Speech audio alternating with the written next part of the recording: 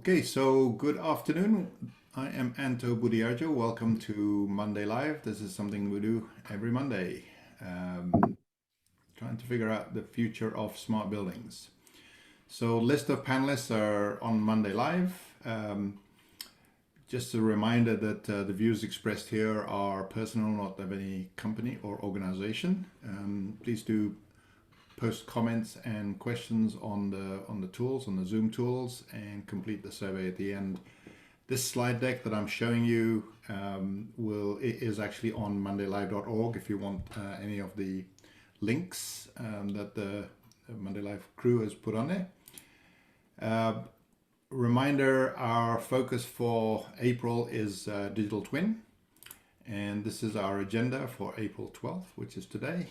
Have a chit chat about what's going on, and then focus on talking about dynamic integration of information data silos in the digital twin, and have some really good conversation on that.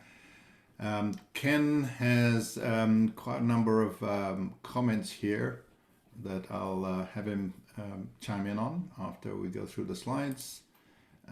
John talking about some interesting financing sort of perspective, as well as vacancies. So we'll get to the bottom of that. And I'm talking about retail and coming back to work, which should be interesting to have a chat about. I saw this actually just this morning. It's obviously, as we're starting to get better in the US and hopefully in Europe, some parts of the world are not that great. This is specifically India. So the WHO is worried right now. Just keep that in mind. And with that, I'm going to stop my share. And Ken, want to start? Thanks. Okay. Our April edition is online, and the theme is adaption. We've had a real good response from a whole bunch of folks. A couple of directions that I wanted to talk about. Your perception is your reality. Change it and begin your adaption. I think a lot of us are we perceive this IoT thing is we perceive that IoT is a thing and we're a thing, but in fact we're pretty much the same thing, I think.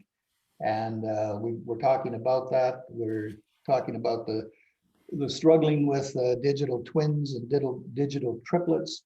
I think we also pointed out that we've been creating digital families for a long time in our industry. Maybe some of the first digital twins were created.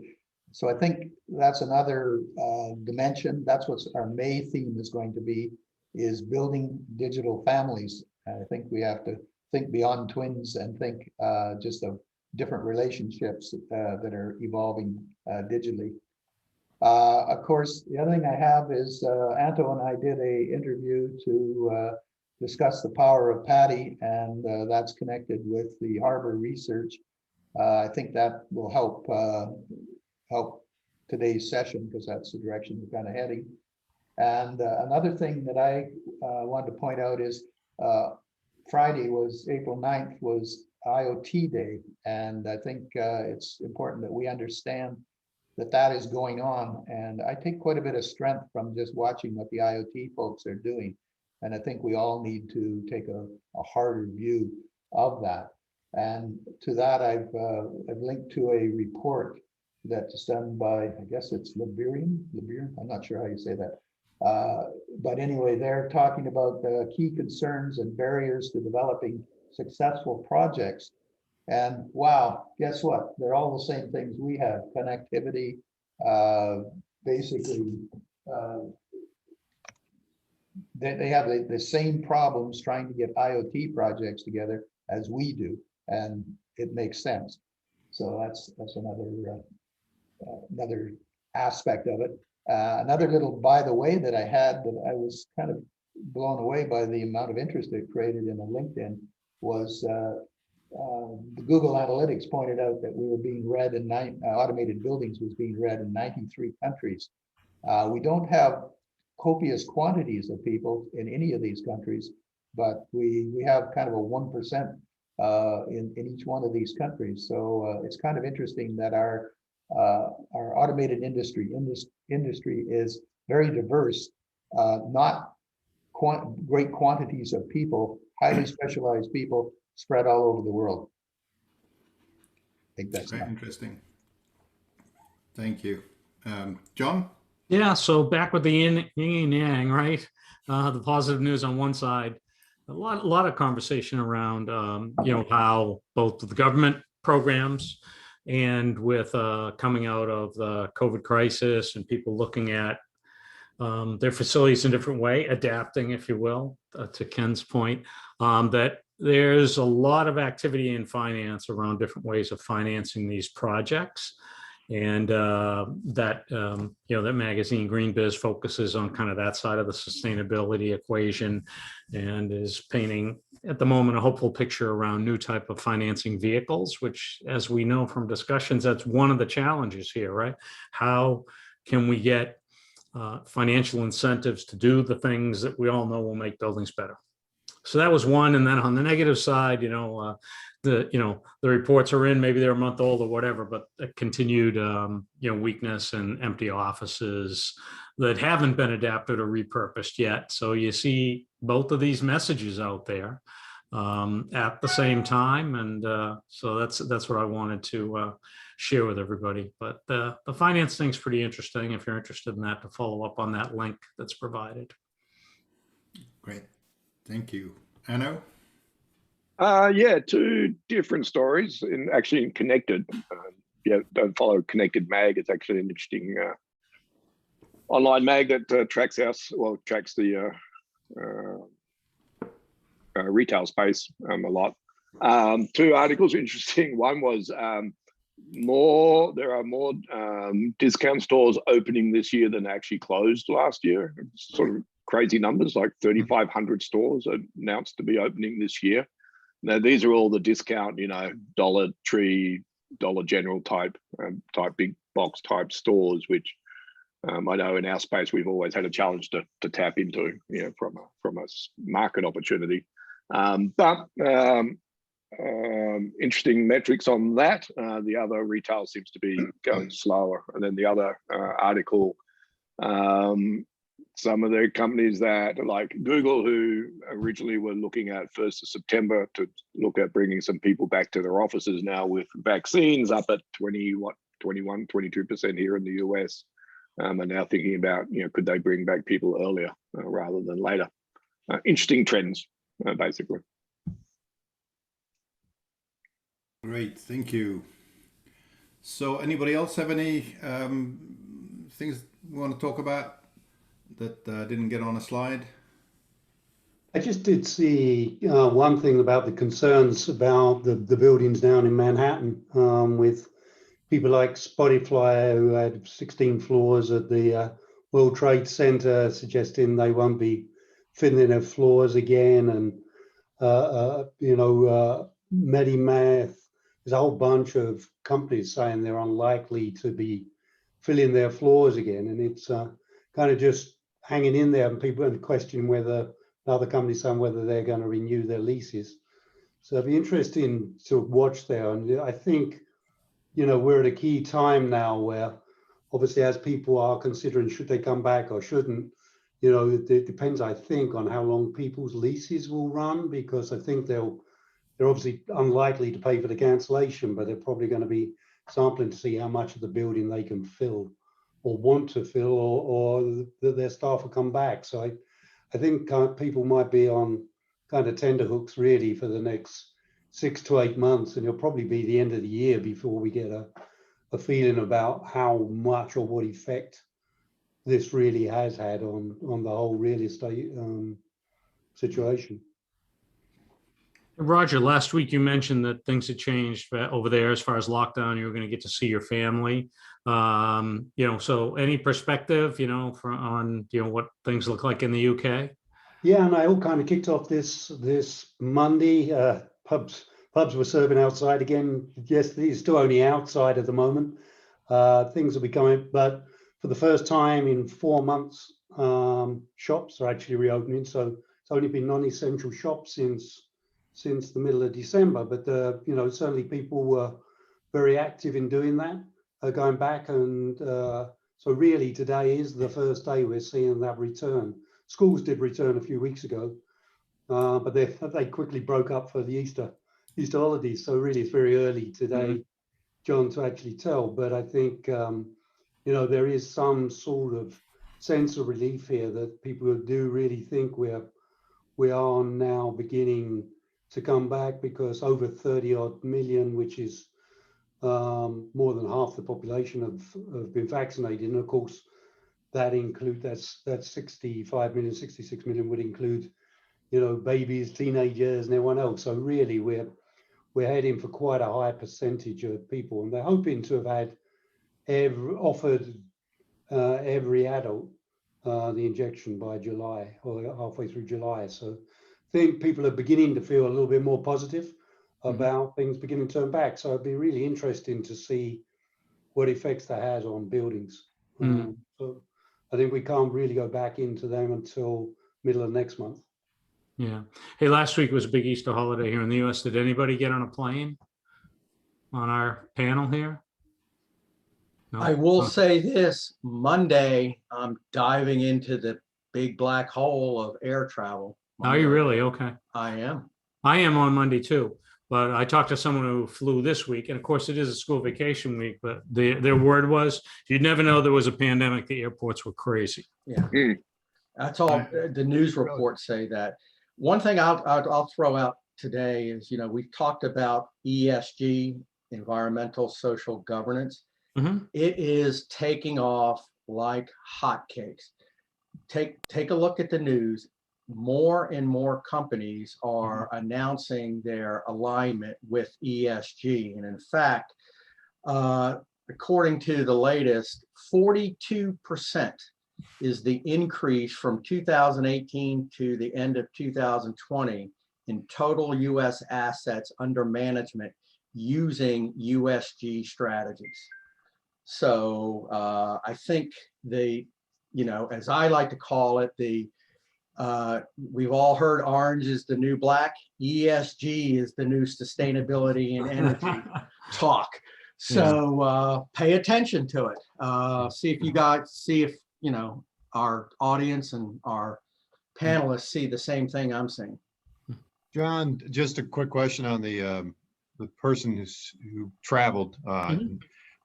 Did they mention anything about mask wearing? Was everybody wearing a mask in the I didn't ask that. Would have been an obvious question. Didn't ask that what the airport was and what the plane situation was. This person is conservative. This person, I'm sure, and their family had their masks on, right? Yeah.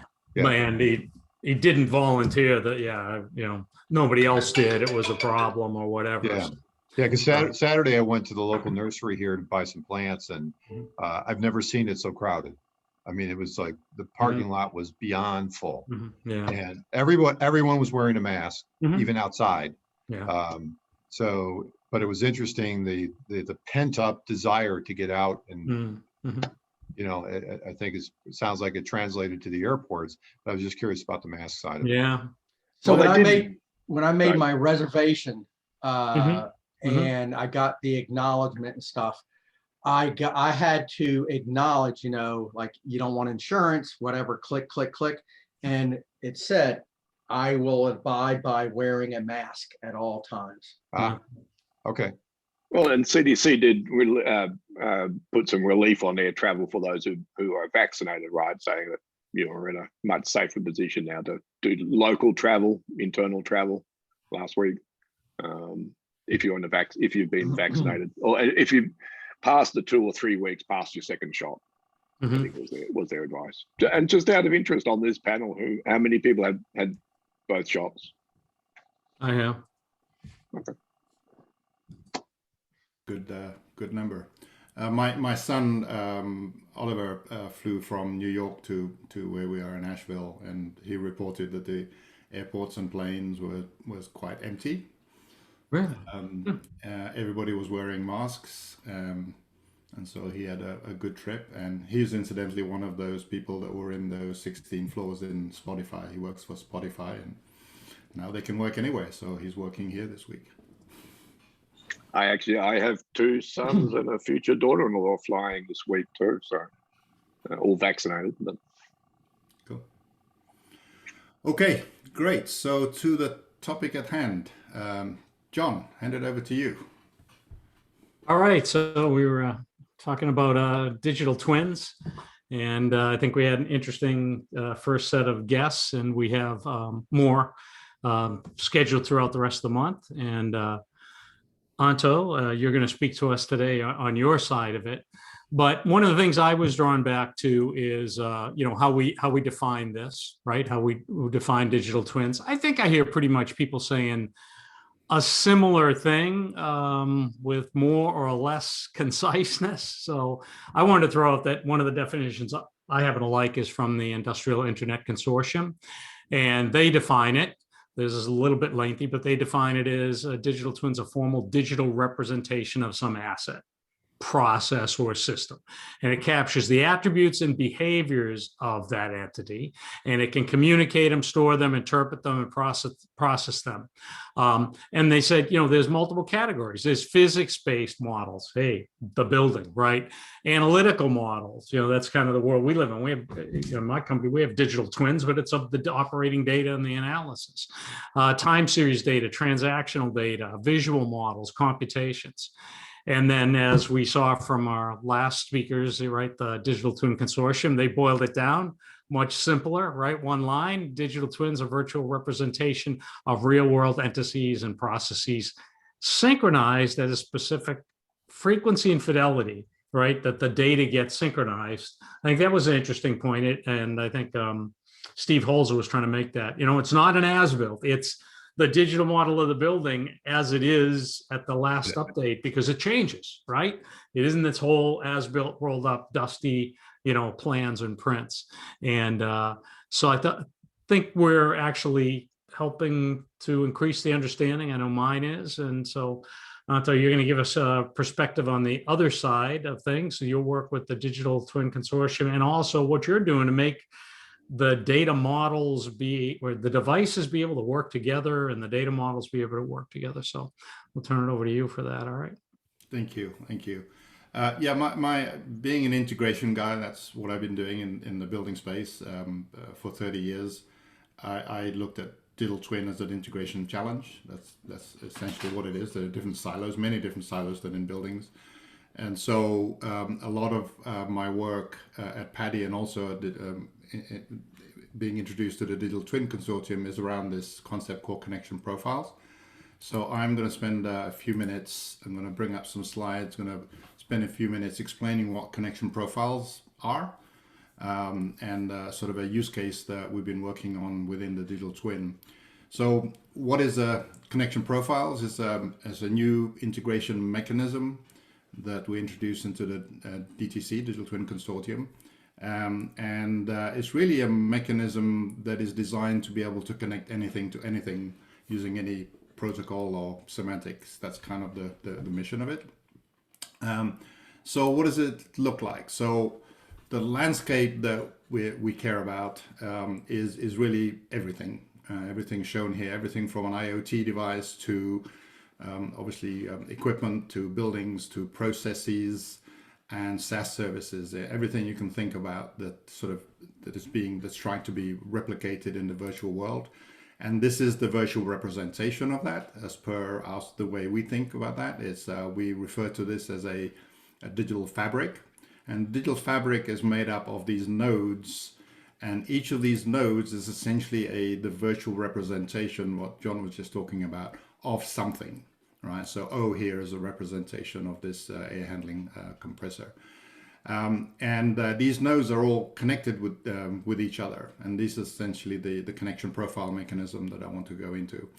And this fabric is obviously a whole bunch of connected nodes, is really what the digital twin is. It's a system that is being created to serve a purpose for us humans and for our future overlords, I think. So this is really what the digital twin is from the perspective of this connection profile.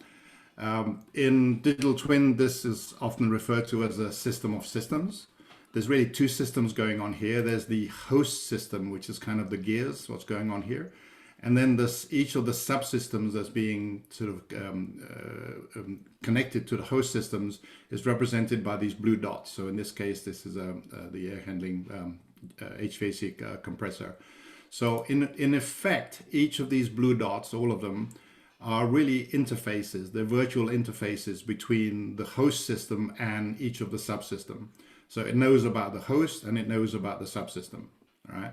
And why does that happen? Why do we care about all of that? Because by doing so, we can then define what information this particular subsystem, represented by this virtual interface, what it can consume and what it can serve by way of information, right? And that is the mechanism by which all of these lines are established, because one end of the line is a consumer of information and the other end is a server of information using a connection profile.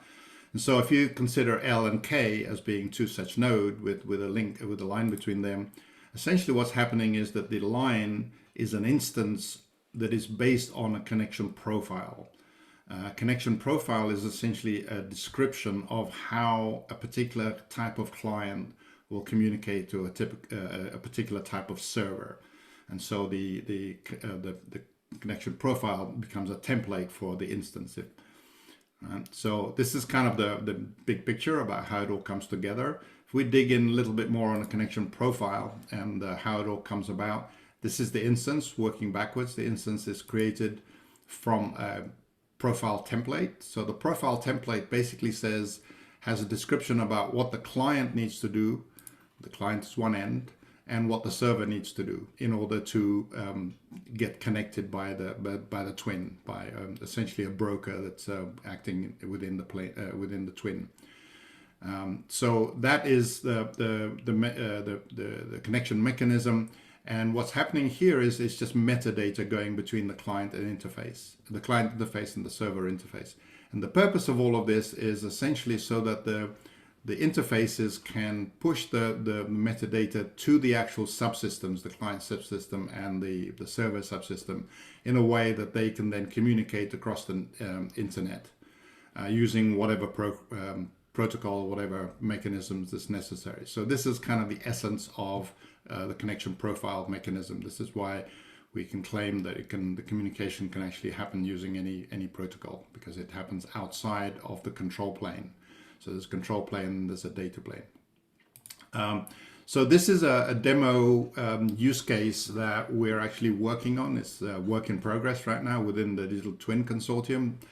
And essentially the use case, what's going on here is a supply chain use case where there's a smart air conditioning unit that somehow detects itself that something's wrong and a part needs to be replaced.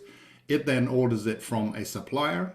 The supplier then gives it over to a carrier that then ships it over to an installer, and the installer then comes around and installs it in the AC unit, right? So that's kind of the storyline of this use case, right? So it's essentially a supply chain.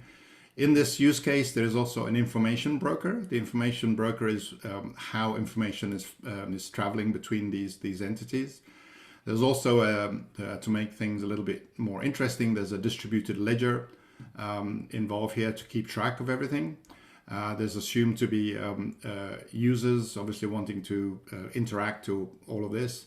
And then there's a connection profile broker that's actually managing the mechanism, orchestrating the mechanism. So what's happening, what happens while in this use case? The first thing that happens is the AC unit itself is instantiated in the broker. So it's effectively being instantiated in the twin. So this oblong here is basically the blue dots that I was showing in an earlier slide. So the red line is the instantiation of that AC unit in this broker. The dark line here to the information broker is the data path. Right now, it's not talking to anybody because it's the only one in the system, so it's kind of lonely. there's also a sort of a user interface part of it, right? So this is one entity being instantiated. When the second entity gets instantiated, in this case it's a supplier, the same thing happens with the red lines and black lines and green lines. Gets an instantiation of the supplier. The difference here is that the broker establishes the fact that the supplier and the AC unit needs to be connected because they have some relationship between them, right? So because of this, the information is passed down to the AC unit and the supplier in such a way so that they can communicate using the information broker in this case. So that's kind of the use case on that front. Couple of other instances to fill the use case of the carrier and installer. Again, various sort of connection instances are created in the broker. That sort of completes the picture. The distributed ledger is instantiated by an archiver kind of application in the broker that then enables a couple of these supply chain stakeholders to connect to the ledger to actually put things in a ledger. So this is the use case. It's a relatively simple use case, and yet it has some interesting dimensions that makes it complicated. Within the Digital Twin Consortium, these are the members that are so far participating in this. Control Beam, they're actually the technology provider of these components. Normally they actually go in real devices, but this kind of emulated for this purpose. There's an open source platform called Fireware that does data broker. There's a company called Jitsuin that actually does blockchain ledger mechanism. And then there's PADI, which is obviously my company that's doing the brokering mechanism, right? So this is kind of the end result of what we want out of this use case. And I just want to go to sort of one level deeper and just sort of show how this comes about. And obviously in this case it's using PADI, so I'm very familiar with that. So in PADI, everything is a hierarchy. So what happens in PADI is a hierarchy is created, probably similar to this. DTC Showcase, this is kind of, think about that as an organization or a group of people. Who then creates a building called Gemini Campus with 2 buildings with boiler room in one of them. And in that boiler room then are installed all sorts of entities, including the AC unit that was in the previous use case diagram. And you see here these entities have these declarations. I use declarations. This is sort of PADI's way, this is PADI's terminology of saying, I can be a client of a connection profile with the name of commercial service, right? So that's what I use, what commercial service means, and all of the others are similarly mentioned. So what happens in this use case is that an app is installed. In this case, this is a service provider. And you'll see here, it has an I have commerce service, right? So this is an app installed in the building.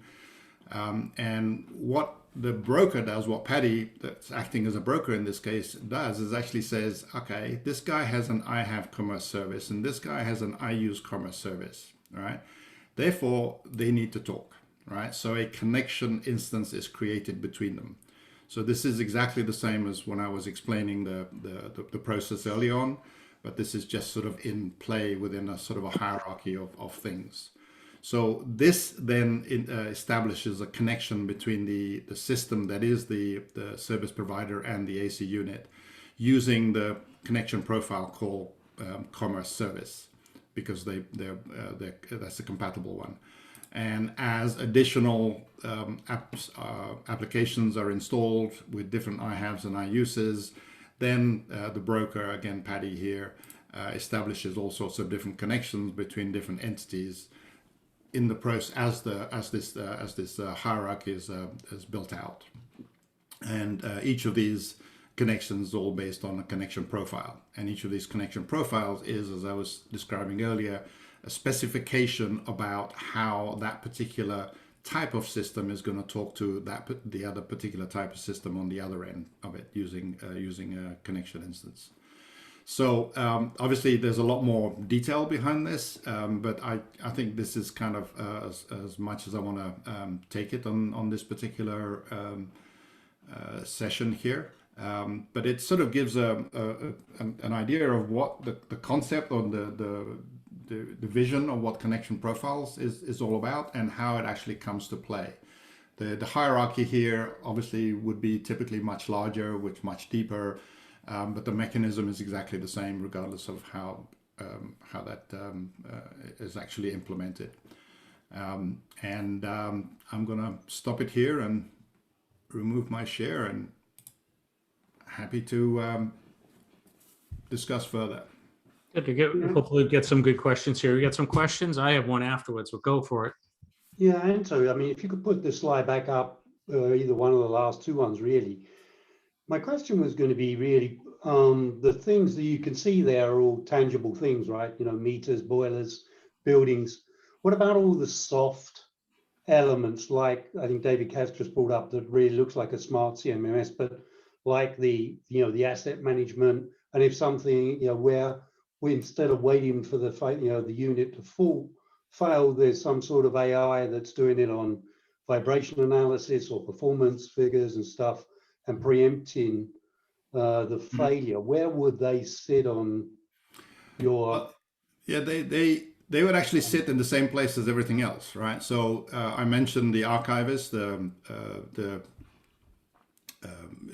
blockchain ledger, right? This is this application here, right? So this is an application. This is a SaaS application that is installed, because the broker is Paddy here, that is installed as an app within Paddy, right? So that is actually representing a service, a blockchain service that does something, right?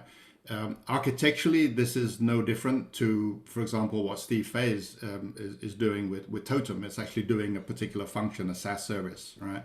And it needs to connect to other entities in this building.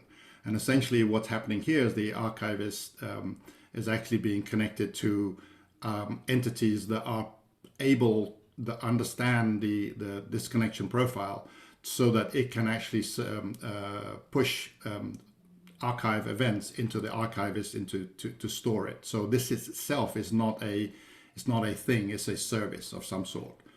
So it really doesn't matter, and this is why at the very beginning of my very first sort of diagram is that the things that this can integrate is everything from a device all the way up to a service, and including to a process, right? So there's no reason why the UPS, for example, here, this is obviously the transport. One of the reasons why we did this as part of the supply chain is the UPS is an entity that's actually providing a service of actually transporting goods. Right, so that's another reason why we implemented it this way, the use case. But that's a great question. Okay. So my big question here is, Anto, is how do you get the code, the profile into that AC unit itself? Because today, it doesn't know anything about it. So I assume is this open source? Are you trying to get the manufacturers to adopt this and add it? What's the thinking there? Well, the connection profile is an open source. Well, it's not. I mean, it's not mostly. It has some open source in it, but it's mostly an open specification. Mm-hmm. Right. So the connection profile itself, what I was describing earlier, and there's obviously a lot more detailed diagrams that I can show. That is open source, right? Mm-hmm. And it assumes that at some point a broker exists to match the clients and the servers. Right, and so the clients and servers, if you think about the AC unit here, it is actually communicating to the archivist or to what other sort of entities that it's connecting to, using whatever protocol that it's actually using right now.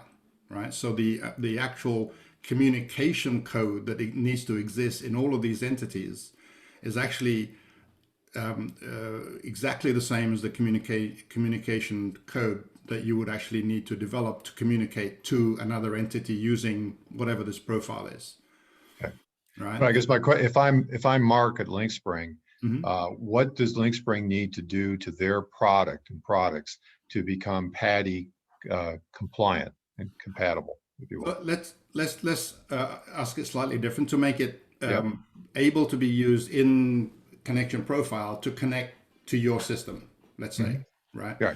So what would happen there is a connection profile will be created, let's say for you, right? So it'll be called totem.something.something, not quite sure what the structure is. And what that basically says is that when you want to, imagine this is now totem here. If a totem system is to communicate to a device that is going to be aware to totem system, there has to be some communication transport between them, right? Sure. And that is most likely going to be your APIs, right? So if this is then LinkSpring that wants to be compatible with that, first of all, you create the connection profile. It'll be called totem.something, let's say. That defines the APIs, that defines what the client needs to do to call that API, right? So they basically, LinkSpring would be implementing your API in their code. Right? Okay. There's nothing different to that, right? The new piece that needs to be there is actually not a lot of code, is in the process of connecting to the broker. In this case is Paddy, but there'll be other brokers. So that part of it will be a sort of a standard way of saying, hey broker, I'm here and I have these capabilities from a connection profile. If you find something for me to talk to, let me know. That's basically what's going on. So some code needs to be created for the entities to instantiate itself to the broker, who will then find a companion for you to talk to. And then the actual communication will actually just occur in the normal basis, in the normal way. So let me just clarify, Anto. So if AC unit is replaced with a completely different manufacturer, but that manufacturer already has an identified connection profile, so long as that connection profile exists, when that AC unit gets added to the network, it will smartly communicate its connection profile, and it will begin to communicate amongst other devices or networks or Yes. whatever in the network. Okay. Yes. Interesting. And so just to continue on the Steve Fay sort of use case, right? If this boiler or any other sort of entity is plugged into this and is instantiated into the broker, that also happens to have totem.something profile that it says I can be a client of that, it will then get plugged in automatically, and you at the totem end will just see another client all of a sudden just appear. So Anto, the green boxes, if you took something like a data center where 90% of when you're installing a BAS these days would just be connectivity. So the green bits look a little bit like a BAS solution. If, are you assuming here this is a new installation? Because presumably with a system that's already installed, the green bits are the BMS, and we got Gemini Campus there. It could be some sort of head end or integration tool like Niagara, whatever. Then you could connect through with your soft services through to that element, or is this you're kind of looking at some of this to replace the BAS, or in a new situation, or you're thinking also that in a retrofit refurbishment you'd utilize the BAS to gain to activate some of this stuff? So there's really nothing in either the connection profile mechanism or Paddy that is designed to replace any system. It actually has no smarts to do that, has no sort of function to do that, no place to do that. It's really, the way to think about it is an orchestration mechanism, right, of existing stuff. So if the Gemini Campus, as you said, is a Metasys system, right? If it's not connection profile aware, then obviously it will rely on, so it'll just be a green box saying here there's a Metasys system, right, without any awareness. And then the light color green box will actually be doing the connection. But if that Metasys system is also connection profile aware, it will then have some I haves and I uses, right? So that other entities can connect to it, right? So these green boxes are really sort of an abstraction layer. It doesn't really define what it is. It could be an existing system, it could be a new system. It also doesn't define how big it is. It could be a device, or it could be a city or a whole building. Okay. It's just an entity within a digital twin. Yep. If I want to specify this, is there a profile or a specification for the connection profile? Is there a specification for it? Yes. Where does that reside? Well, it is being. It does not reside as an official open or special an official definition as such. It's actually being sort of ironed out within the Digital Twin Consortium right now, and the desire is for that to come out of this process as some kind of formal specification. We can't really specify this operability at this point in time. Well, it can. As a consultant, I'm thinking as a consultant, I've got a bunch of projects, I've got to pull them together. This looks like a way of doing that. Yeah, I would say that I describe it as still in the works. Okay. I don't think it's there yet, but it's not very far down the road. And I've just noticed some comments on the chat, including sort of a comparison to Zapier. This has been quite a number of people have talked about Zapier as being a comparison to this, and there's some truth to that, because Zapier kind of does that. It actually enables two systems to connect without both of them actually having to write specific code. The other good comparison is actually if this then that, which is very popular in the residential IoT space. Another one is MuleSoft, which does API integration for highly complex sort of systems. So this is really sort of an orchestration mechanism similar to those, but really highly designed for IoT type applications, especially when things pop in and pop out. The dynamic nature of it is actually a good target for that. So I want to throw a question here. So being able to implement these types of flows, process flows, I think we can all agree there's a lot of value to that. What do you see as, and maybe some perspective from the Digital Twin Consortium, what are the market forces that would get people to adopt, right? Because I mean, that's really what it would take for it to take off, if I understand it correctly. Why would a manufacturer adopt this and do any work necessary to participate? Have you guys thought about, I'm sure you've thought about it, but can you help explain what are the forces that say this is time for this? Is it a necessary or a logical part of digital twins, or is it something else? So this is, yes, there's actually an implementation workflow that's being worked on right now. And the first part of that workflow is really the creation of a connection profile, right? So connection profile is really a good way to describe it is a codification of a use case, right?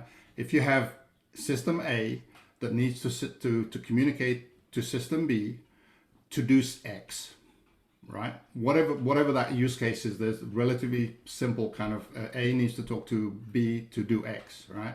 That then becomes a use case that can be codified into a connection profile. A is this type of server, it can talk in these types of protocols, and B is this type of client that has this kind of data that needs all that kind of stuff, and the X, the purpose is whatever the purpose is. Right. So what happens is the connection profile is really a codification of that. So actually, it's a template for a contract that says A needs to do this, B needs to do this, the broker needs to match the two together, and so they would communicate. So the creation of the connection profile based on use cases is the path that we're going down within the Digital Twin Consortium, as sort of exploring that. digital use cases in obviously in many different areas around infrastructure, but also beyond. So Anto, what you just described, however, is kind of a preformed, pre-described set of actions to create for X. But can A and B, from a smart sense or artificial intelligence or leveraging machine learning, or all of those become more of a deep learning experience and create a different outcome? Yes, if you think of the digital fabric that I had with all the dots, right? Each dot, as it is a virtual representation of something, right? There's no reason why a blue dot, can't be a virtual representation of an AI entity, right? That is consuming stuff from SkySpark, from Analytica, and from wherever, right? And doing whatever stuff it's doing, right? And then making available as a server its output that can be consumed by Steve Fay's system or whatever other system. So you can actually start to create the connection profile as sort of building blocks of applications, and everything is all plug and play. And the other sort of analogy that has been thrown around is the plugging in of the good old USB, right? When you plug in a USB, you're just plugging it in, and some magic happens. And what's really happening here with that is that the USB device itself is actually declaring itself to the laptop or the computer that then sort of matches the available sort of services, and it just does that by magic. So connection profile is exactly the same with that. So does that device though retain that smart information, or is it the broker that retains that information and shares it? The broker retains no information. No data goes through the broker. No data goes through the connection profile broker. The connection profile broker's job is only to negotiate, sort of match and negotiate the metadata between the client and the server in terms of how the client and server is going to communicate, typically using the internet. So there's no data actually goes through the server. If you, the control plane and the data plane that I was showing you, the control plane is just all metadata that's been defined in the connection profile. There's no data that goes back and forth, right? That metadata is then used to push down to the two subsystems, the client subsystem and the server subsystem, so that they can communicate using whatever they want. So as part of you're doing this work with people in the Digital Twin Consortium, so there's some type of connection there. Is the Digital Twin Consortium, is their output open source? When they develop things and specifications or code base or whatever. So is this being worked on in an open source community method? Comment on? Yes, I was just looking to see if Dan was on the attendee list, and he's not, so I can't pull him in. But the answer is yes. In fact, that's a big part of what Dan, our guest from last week, is actually doing right now, establishing the open source framework within the DTC, because they see this and other similar kind of open source assets and data coming into the DTC, and they want to formalize that in a process that he mentioned briefly last week in one of the slides. And the DTC is also part of the OMG, the Object Management Group, who is itself an SDO. So there's obviously a lot of sort of relationships there with regards to open standards. The OMG created Corba, for example, that came out of that organization, and UML and a whole bunch of other stuff. So is there a possibility here that larger market forces, we've often talked about the fact that our industry, part of its problem is it isn't big enough, right? Or important enough, whatever.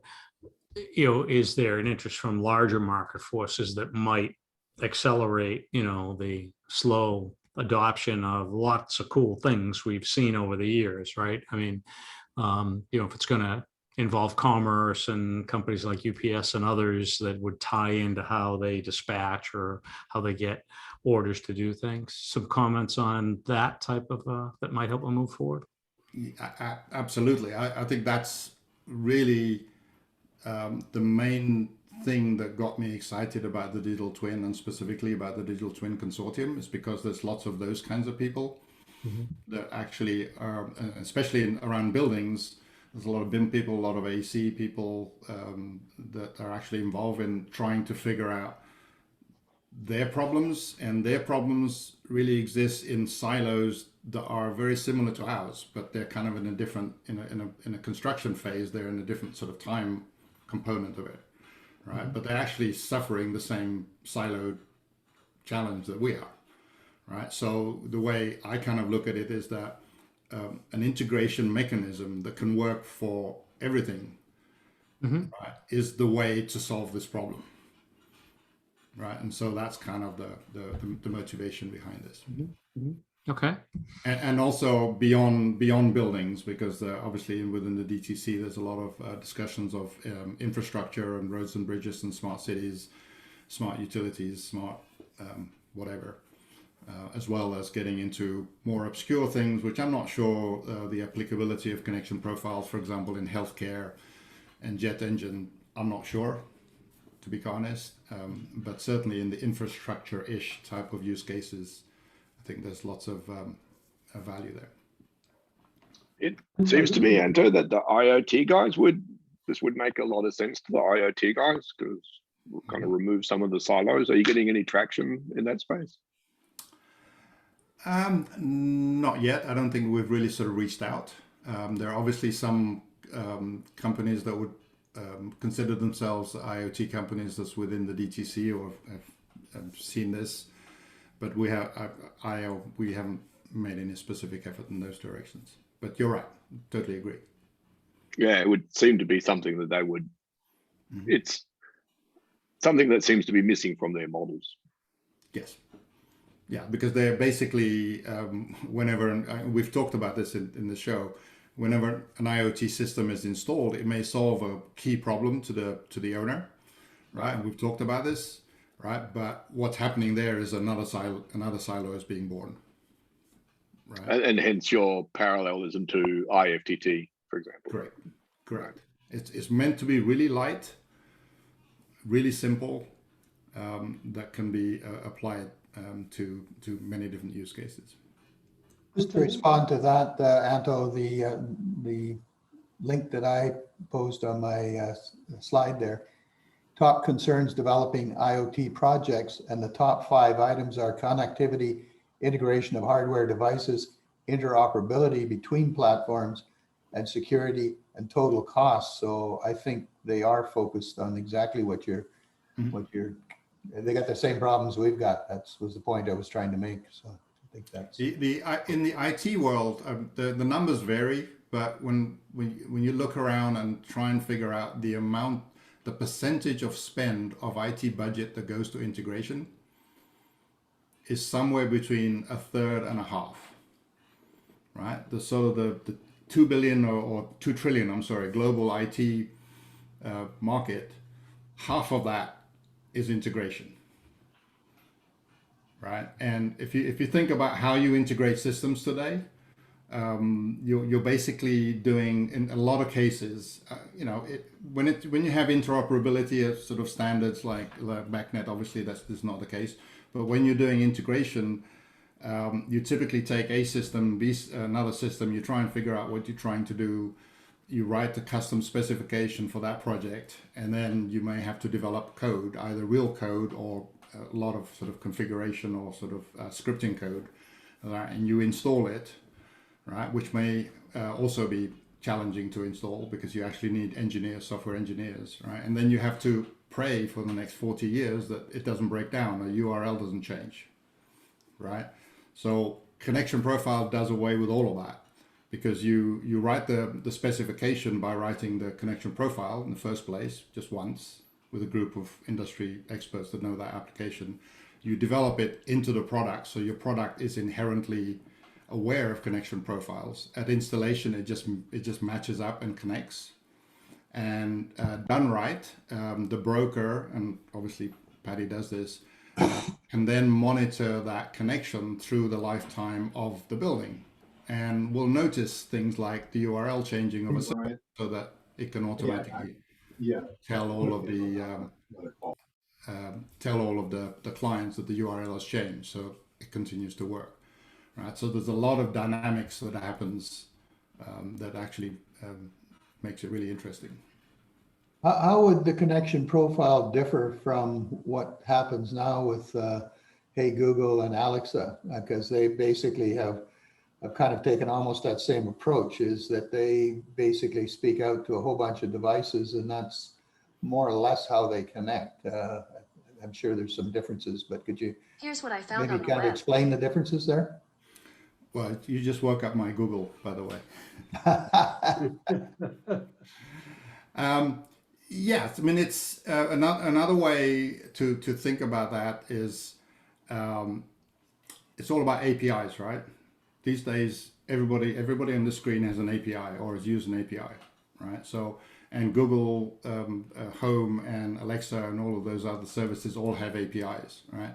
So a connection profile, really, if you think about it, the sort of use case that I was going through with Steve's sort of situation, essentially what connection profile is doing is orchestrating APIs. So the APIs can actually be called and configured effectively dynamically, right? So the sort of Google Home and Alexa is a sort of a very, very similar way of doing this, right? And just sort of, I think you and I were talking about this and whether this can be used, connection profiles could be used for sort of doing voice commands. And the interesting thing about it is that you were saying you do a connection profile for Alexa and one for Google, right? And really the answer is no, you don't do that. You do one. You create a connection profile, and A is a human and B is a system, and and the action is to turn a light on, for example. This may be too granular.